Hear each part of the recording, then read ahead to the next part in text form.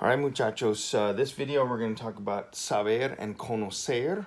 And the issue with these is that they both mean to know, kind of like ser and estar. And so you have to look at what comes next to figure out, do I need to say, do I need to use saber or do I need to use conocer? Because we'll have two different ways to say I know and two different ways to say you know.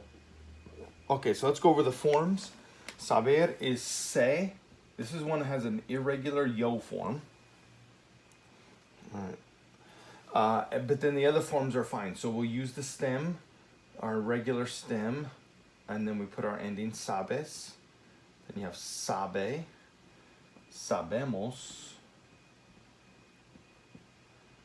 This is sabes, and then you have saben. Okay, so those are all my forms of saber. Conocer, same thing. Irregular yo form, and the rest of the forms are fine. So for yo, you have conozco. Then we have conos is my stem, and then we have the es, conoces, conoce, conocemos, conoces, and then conocen. Okay, so those are all the forms. Now, when do we use saber and when do we use conocer? Okay, so let's talk about saber. Saber we use if we're discussing facts or information.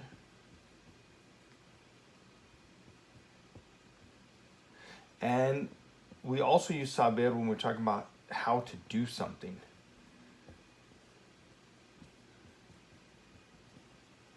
Let me make that a better S there. So for example, you'd say like, do you know how to play chess?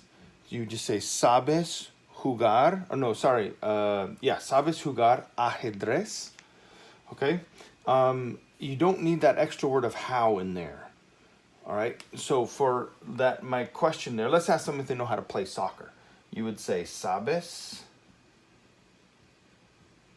jugar al fútbol?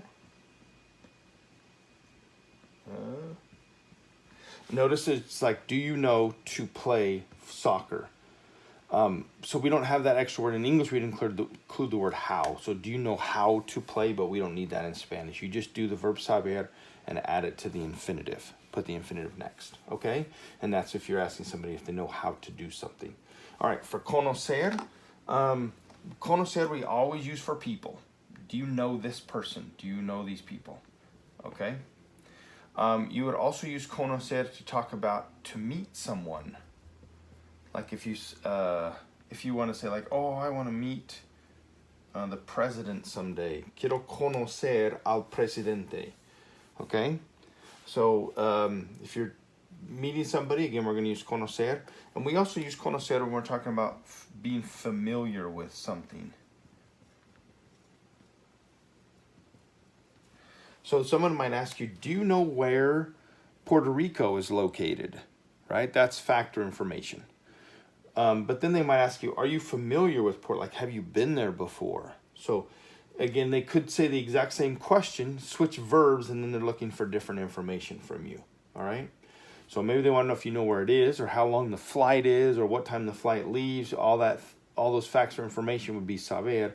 And they're like, well, have you ever been there? Are you familiar with, like, what's a cool place to go and visit? Now you would switch over and start and use conocer. Okay? All right, there's the verbs saber and conocer.